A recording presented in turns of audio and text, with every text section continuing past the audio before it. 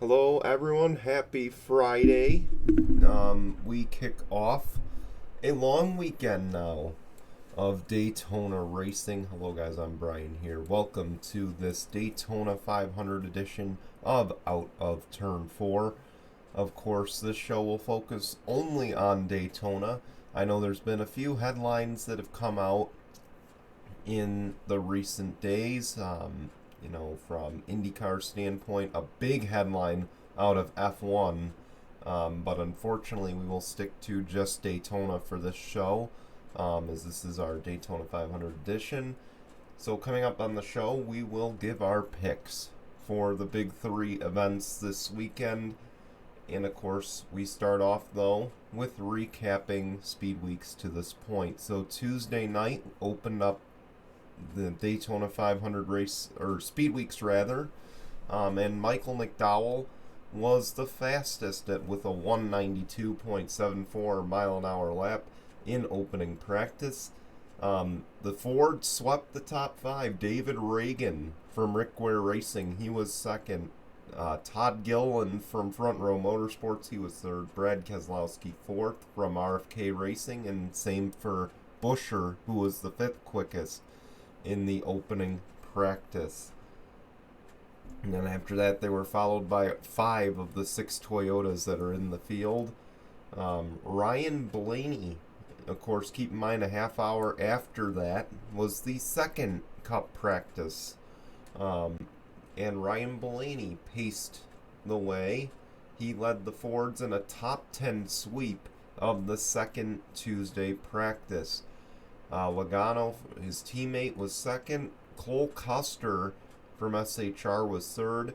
Cody Ware was fourth from Rick Ware Racing. And Chris Buescher rounded out the top five. So, very apparent theme here. I'll discuss that in a second. Hendrick Motorsports going into Wednesday, they're pretty quick. That's one thing we've learned. If we're going to take away anything, Hendrick Motorsports puts together a damn good super speedway qualifying car. Kyle Larson wins the pole for the Daytona 500.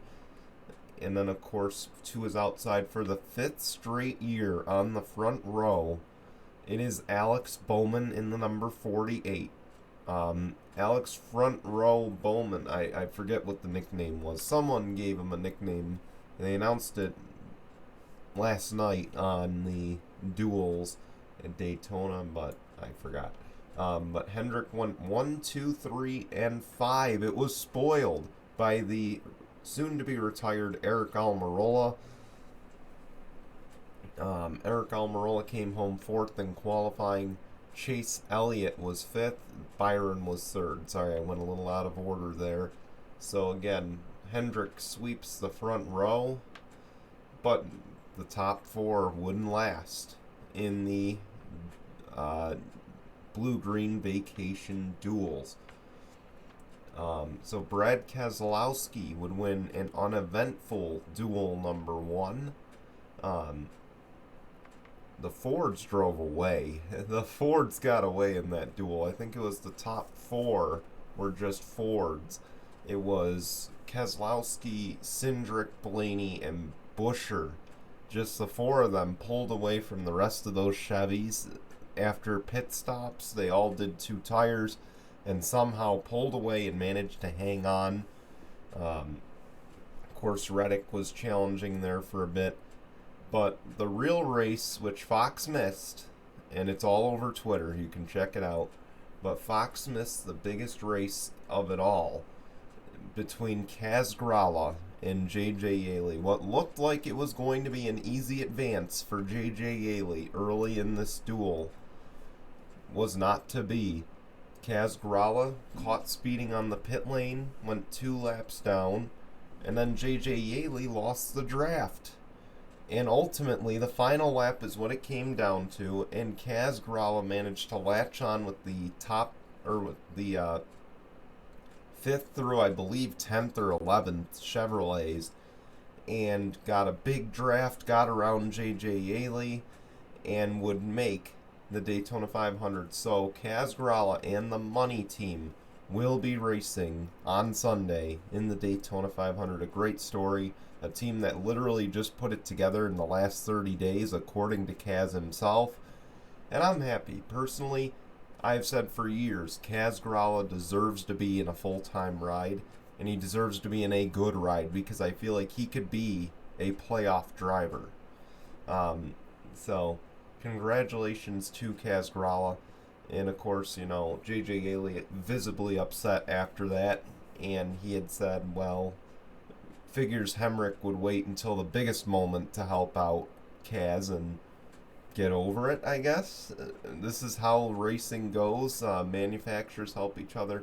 And there's no doubt Colleague Racing was going to help Kaz Grala if they could. And, Kaz is a former Colleague driver himself. He drove the 500 and two other races for them last season. So, what did you expect? Is the bottom line. And not to mention, he was competitive in all but one of those races last season. But again, I would love to see Kaz Grala full time in the NASCAR Cup Series because I really think he could be competitive.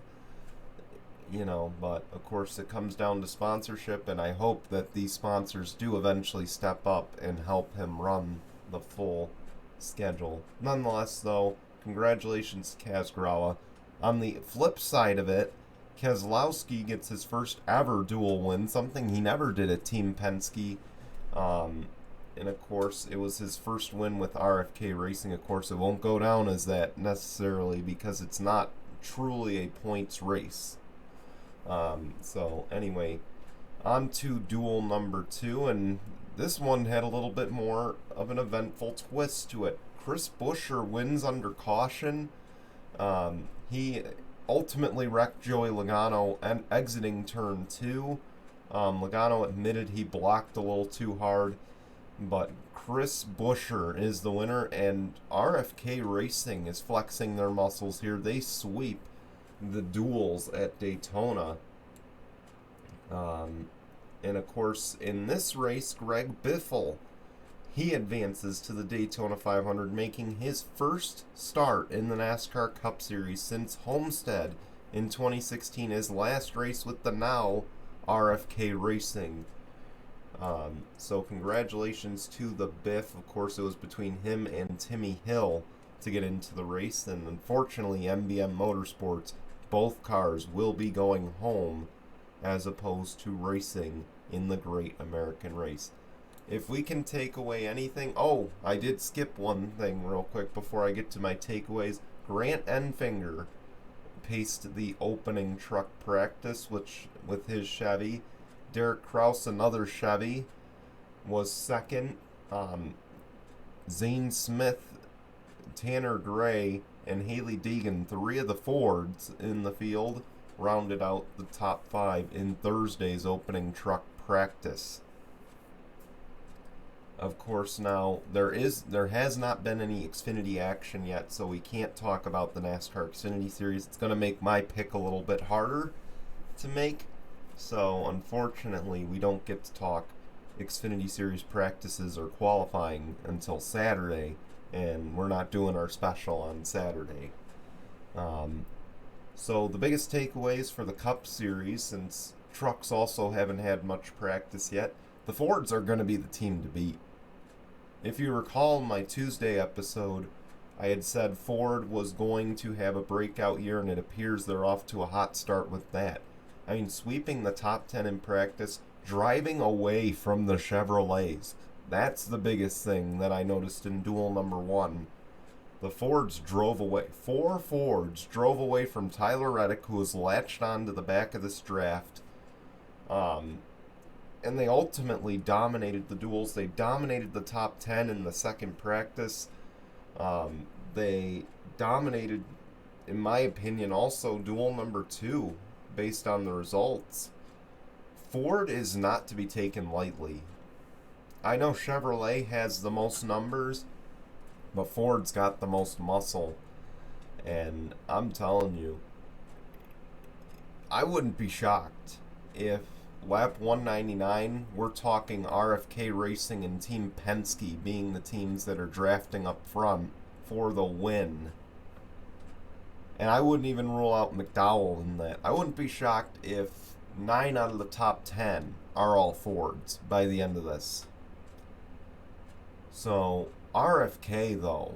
Now, here's the thing.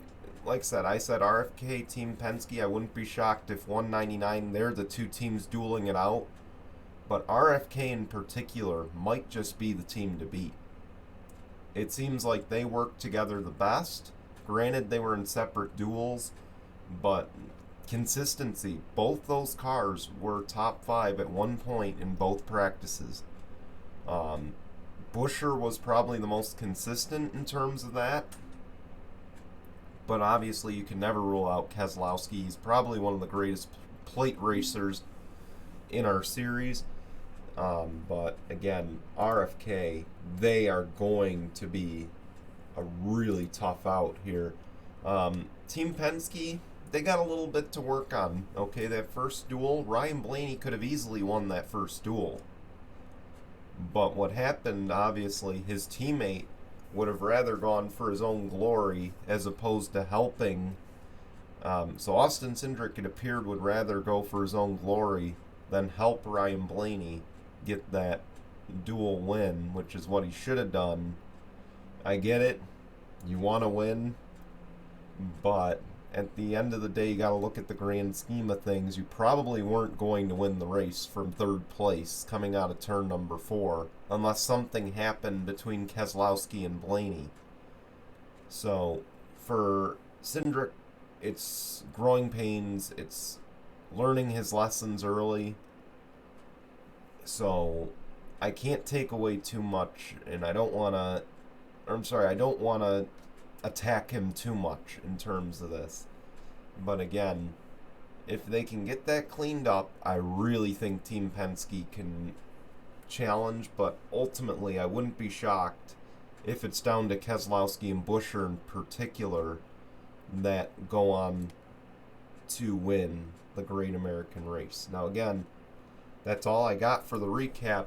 We're on to the picks. This is going to be a short episode because it is only focusing on the Daytona 500. I don't have a co-host with me, obviously. But here we go. Let's start with the Truck Series. Let's face it, in the Truck Series, it seems like every year it's down to ThorSport. They may not be quick this season because Grant Enfinger drives for a new organization. I wouldn't rule out that he will be the one competing for the win. But I think the defending champ is going to get the win here in the Truck Series. Ben Rhodes will win the NextEra 250 later today on FS1. Looking ahead to the NASCAR Xfinity Series, again, no track time yet. But I can promise you one thing. So Ty Gibbs, if you haven't heard, he is NASCAR's top prospect in the rankings right now. And rightfully so after all those wins last year. Granted, he's driving for his grandfather, much like Austin Dillon did. So I don't know how much you can truly rate that, but I think Ty Gibbs is going to win the beef. It's what's for dinner 250. Might not be on my menu today. Just saying. But Ty Gibbs, I think, gets the win. He kicks off his championship campaign right. And then for the Cup Series, I already said it. RFK is going to be a tough out. Ford in general, you need to bring your A game on Sunday if you're going to beat Ford. And I just don't know if any team can do that yet. These final practices later today, tomorrow. Actually, I think a practice is going on as we're taping. But that's going to be a major deciding factor. But as of right now, based on what I've seen, I'm going to pick Brad Keselowski to win his first ever Daytona 500. He's been due for one for years. He's proven he's quick so far. So it's tough for me to go against Brad Keselowski here. So Brad Keselowski will be my pick for the Daytona 500. That's all we got. Coming up on Tuesday's show, again, we will recap the entire Daytona race weekend. We'll also have our Indycar season preview because Indycar will take to the streets of St. Petersburg on Sunday, the following Sunday. So, very exciting to have IndyCar back. Of course, I'm more of an IndyCar fan than I am a NASCAR fan, so you can imagine my hype and my excitement going into race weekend next weekend. And then, of course, coming up on Sunday on Tinkle Sports Talk, or I'm sorry, I knew I was going to say it. Coming up Sunday on Sunday morning, Tinkle Jason will be with me. We will be recapping the trade deadline for the NBA, something we couldn't do last week due to our Super Bowl special. We will also be recapping the Rams Super Bowl win against the Cincinnati Bengals. And then, of course, we have a very good tinkle on this for this week on Tinkle Sports, or a very good tinkle on this for the new show, Sunday Morning Tinkle. Again, that'll be 9 a.m. Eastern. On Sunday, Daytona 500 Day, it'll be on YouTube, Facebook Watch, where you most likely are watching this. Actually, those are the only two places you can watch the show, so where you're watching it right now, if you're on YouTube, if you're not on YouTube, sorry, you won't be watching the show. But then, of course, we will be on Spotify, Apple Podcasts, Google Podcasts on Sunday. So again, YouTube, Apple Podcasts, Spotify, Google Podcasts for Sunday morning Tinkle. We hope to see you there. Otherwise, we will see you back here on YouTube and Facebook Watch on Tuesday at 5 p.m. Eastern for the next edition of Out of Turn 4. Until then, enjoy race weekend, and we'll see you then. Goodbye, everyone.